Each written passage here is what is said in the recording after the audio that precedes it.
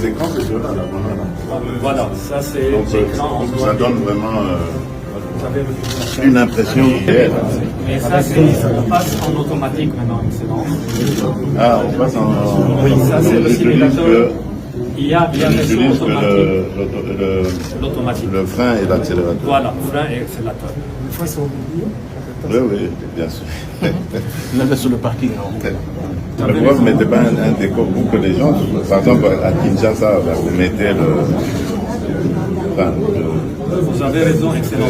Parce que c'est du virtuel, oui, c'est pas on du a réel. prévu ça, mais le développement prend un peu de temps. Un peu de temps. Plus que, parce que c'est recréer le système. C'est pour ça, juste maintenant, on a fait la simulation qui est, l'écran qui existait déjà chez le fournisseur. Mais on est en train de prévoir, de retravailler sur un logiciel qui donne un peu l'ambiance, comme si on était dans notre pays. Mais ça, c'est ça qu'il faut faire. Vous êtes sur la route de l'Ancélé. Le système envoie automatiquement le résultat à la base de données. Comme ça, on aurait bien conclu le test théorique, le test pratique.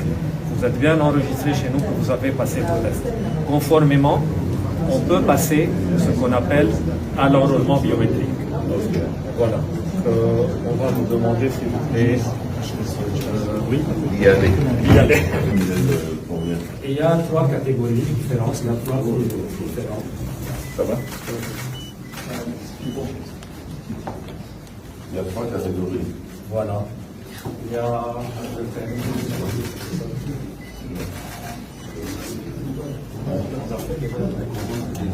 Ah oui, donc C'est ici alors qu'on fait la photo. non, déjà préparé ça pour qu'on ne traîne pas. Voilà. Ici, normalement, vous présentez votre dossier après avoir issu les tests pour faire ce qu'on appelle la note de taxation. À travers la note de taxation, on pourrait établir la note de perception pour payer la catégorie du permis requis pour un requérant.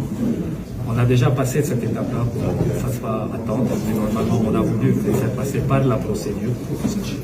Ici, on vous fournit la note de taxation qui est là. Voilà. Et après ça, on passe en haut pour faire ce qu'on appelle la note de perception qu'on a déjà aussi préparée pour ne pas vous faire traîner.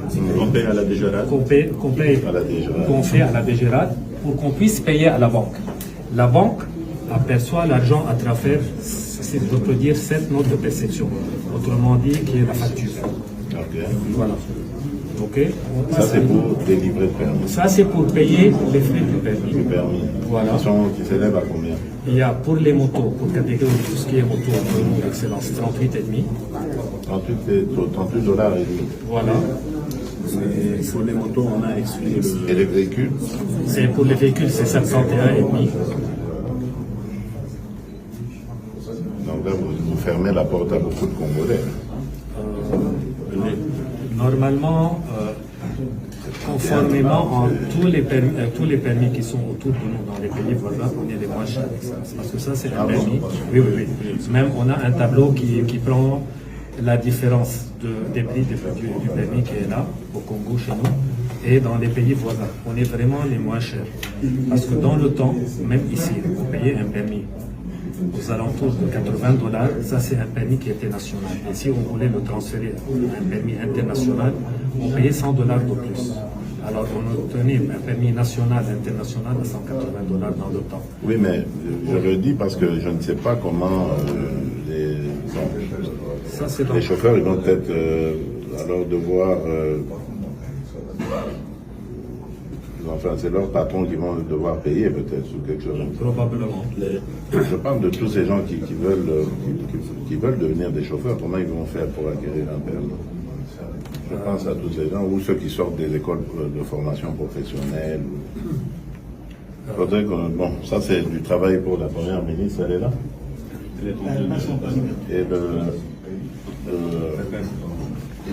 Et le ministre de la formation professionnelle et autres, là, on va réfléchir.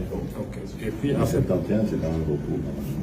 Ça, c'est un permis qui est... En Europe, vous avez encore une idée, moi je ne sais plus, j'ai eu mon permis en 92, je me rappelle plus. Qui peut le savoir ici en Europe? Moi, je vais vous donner le prix du permis à Paris maintenant, en France, c'est qui est à 105 €. sans l'auto-école et sans passer ce qu'on appelle les préalables.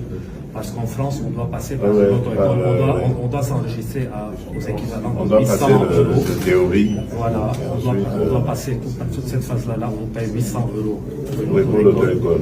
Et pour le permis, on Je sais qu'il paye, y en a qui obtiennent même des prêts de banque. voilà, on paye 105 euros le permis. Ici, le permis, c'est un permis qui est à la fois national et international automatiquement.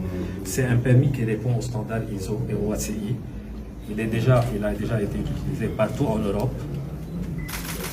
C'est pour ça qu'on est en train de prendre un permis national, international, automatiquement, biométrique, accepté sur 147 pays.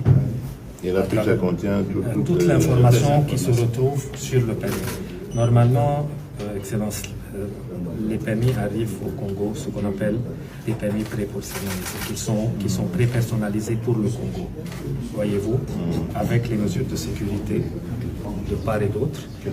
Ici, on personnalise le permis à travers la photo, le nom, post-nom, prénom, date de naissance et tout cela.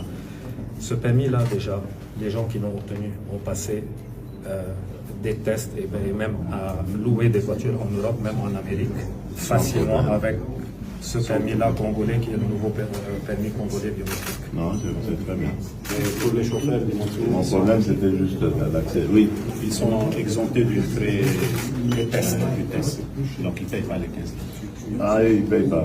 C'était tout ce qui est C'était deux roues, supplément on du paye pas. VPN. Donc, Ça, c'était la décision. parce qu'il y a plus de 3 millions de pays. Donc, c'est les 15, les fameux 15 $. Là.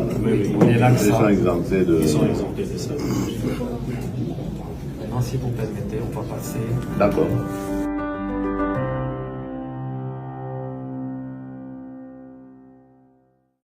Il est 3h du matin, je suis bloquée à Charles de Gaulle. J'ai pris un vol avec Rwanda Air pour aller à Cotonou, ok?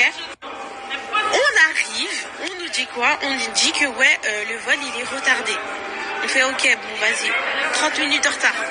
Le vol il devait décoller à 21h, finalement c'est, 21h30, finalement c'est 22h. On fait ok, tranquille. Ensuite on nous dit, ouais, encore du retard, 2 heures de retard. Le vol il part à 23h45. Bon, 2 heures, vas-y tranquille. 23h, le vol est annulé. Mais comment ça le vol il est annulé? Ouais, le vol il est annulé, problème technique et tout, les bloqués à Bruxelles. Ok. Maintenant, de 23h à 2h43 du matin, on est encore à Charles de Gaulle. On n'a aucune info, on n'a rien. Là, ils nous ont dit qu'ils vont nous mettre dans des hôtels. On attend depuis je sais pas combien de temps qu'une navette vienne nous récupérer. Ils nous disent aussi qu'on n'est pas sûr qu'il y ait un vol demain. Ça veut dire qu'on peut faire 2 jours à l'hôtel. Mais par contre, la nourriture et l'eau, tout est à notre charge. Genre en gros, ils prennent la chambre d'hôtel. Mais si tu veux graille, si tu veux boire, c'est ton dos. Mais en fait, ça veut dire quoi? Concrètement, on est dans l'hôtel et puis on se nourrit pas, on s'hydrate pas. Genre, c'est vraiment n'importe quoi.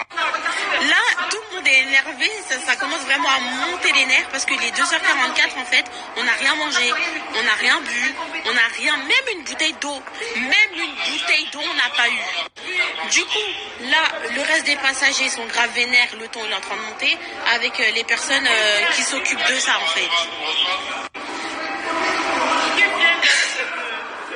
Ça me fout la rage. Le pire, c'est qu'au début, c'était calme. Mais peu à peu, en fait, ça monte. Il est 2h44 du matin, gros. 2h44 du matin. Vous pouvez comprendre que les gens, ils sont fatigués, qu'ils en ont marre, en fait. Wesh, c'est une dinguerie. Aucune information, zéro, nada, ouelou, rien. Là, normalement, la personne qui devait nous prendre en charge et tout, c'était la chef le ou la chef d'escale, mais cette personne n'est pas présente. Cette personne n'est pas présente, ça veut dire que concrètement, elle laisse ses subalternes tout faire et genre tout prendre dans leur gueule, alors que, en vrai, c'est pas leur faute, miskin, genre ils font rien. Ils sont comme nous, ils ont les mêmes informations que nous et ils nous transmettent les mêmes informations. Sauf que nous, on a besoin de plus parce que concrètement, on peut pas rester dans cette situation de flou en fait. C'est trop, c'est trop. Je vous promets, je vais péter mon crâne. Je vais péter mon crâne, j'en peux plus. J'en peux plus, c'est une dinguerie. Je vous promets, là le ton il monte tellement que je suis sûre que ça peut en venir aux mains. Tellement c'est une dinguerie. Parce que en fait, il y a une des agentes d'escale, elle est tellement hautaine. Genre elle est hautaine. Genre elle est vraiment en mode bah ouais mais c'est votre souci, genre j'en ai rien à foutre. Je vais pas un peu mettre de compassion, ou genre même faire semblant, genre. En tout cas, les aventures de Vicky à Charles de Gaulle. Putain. Mais juste dites-vous. 20h, 21h, 22h, 23h, minuit, 1h, 2h. Là, il va bientôt être 3h du matin, en fait. Vous vous rendez compte du nombre de temps qu'on attend, là? Même une bouteille d'eau, on n'a pas eu? Ok. Rwanda Air, c'est 0 pointé. Première et dernière fois, moi, je vous le dis. Il est 3h du matin, je suis bloquée à Charles de Gaulle. J'ai pris un vol avec Rwanda Air pour aller à Cotonou, ok? On arrive, on nous dit quoi? On nous dit que le vol il est retardé. Dans la zone des Katoto, Bembei, Centrale Solignama, Telega et Mandro. Notre discipline et notre professionnalisme dans ces opérations que nous menons contre les mouvements rebelles CRP alliés du M23, la population doit nous accompagner à collaborer avec les forces de défense et de sécurité